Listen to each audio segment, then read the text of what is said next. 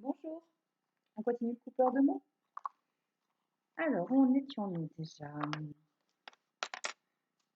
Ah oui, Philologue venait de donner une lettre à Paul sur laquelle il fallait tout corriger. On y va. Chapitre 8. De son côté, Philologue, rentré chez lui, entre-temps, fait des bonds autour de la table et lance des petites boîtes en l'air en chantant. Paul le folle, folle de Paul, ses deux jambes il lui fallait, mais dans sa tête à penser qu'avec une ça irait, et l'autre il me l'a donné, ce que j'aurai il ne l'a pas, ce que j'ai il ne l'aura pas. Philologue est si content du malheur des autres qu'il en devient écarlate. Il faut qu'il reprenne son souffle. Il s'assit sur sa valise en bois haletant. Il n'aura pas, n'aura pas. Paul n'endort plus pendant la moitié de la nuit.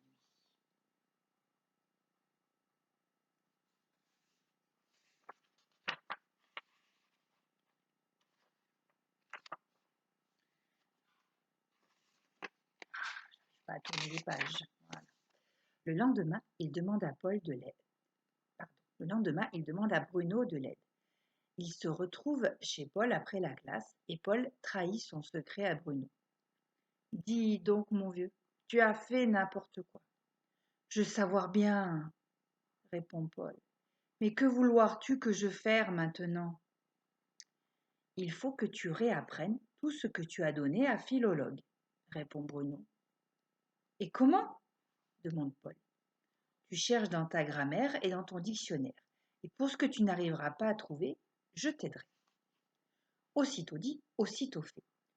Paul ouvre sa grammaire. Il s'aperçoit qu'il faut dire il y avait un homme, pas homme. Il essaie toutes les consonnes devant le R de Ross et découvre que c'est un G qui manque pour faire Ross. J'y être, s'exclama-t-il. Première phrase dire. Il y avait un homme grosse oreille. Être ça, Bruno? Non, répond Bruno. Il manque encore quelque chose.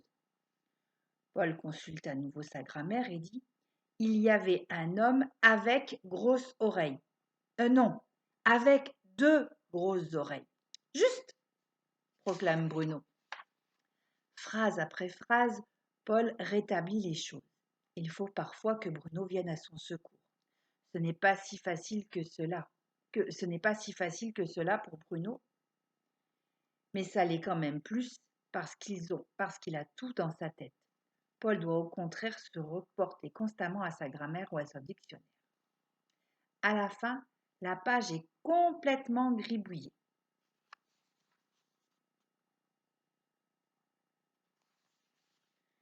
Paul a corrigé au feutre bleu et voilà le résultat. Il y avait un homme avec de grosses oreilles. L'homme aimait manger.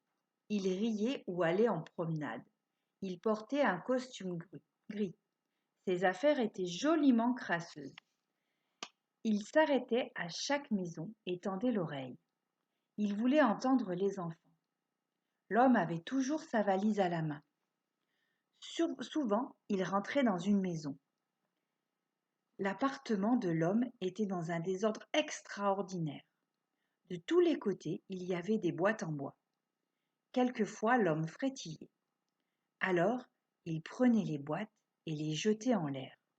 Une boîte atterrissait sur le frigidaire, une boîte atterrissait sur la lampe. Mais l'homme ne faisait que rire. L'homme était très négligent. Le soir, il s'asseyait à la table et grattait ou peignait. Souvent, il lisait ses graffitis à haute voix. Cela avait grande allure. L'homme sautait sur la table en chantant. Ah, le reste, Paul ne veut plus en entendre parler. Il se fait tard, Paul met la feuille dans sa poche. Bruno l'accompagne au rendez-vous du coin de la rue.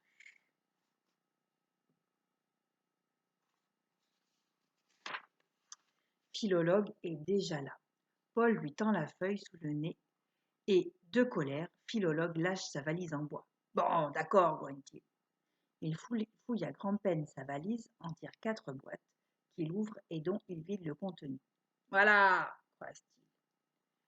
Paul ajoute encore: quant à moi, je ne te donnerai plus jamais rien, pas la moindre petite syllabe. Il se retourne et s'en va avec Bruno.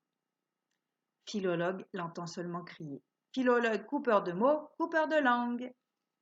Et voilà, nous avons terminé le livre Le coupeur de mots. J'espère qu'il vous a bien plu. Au revoir.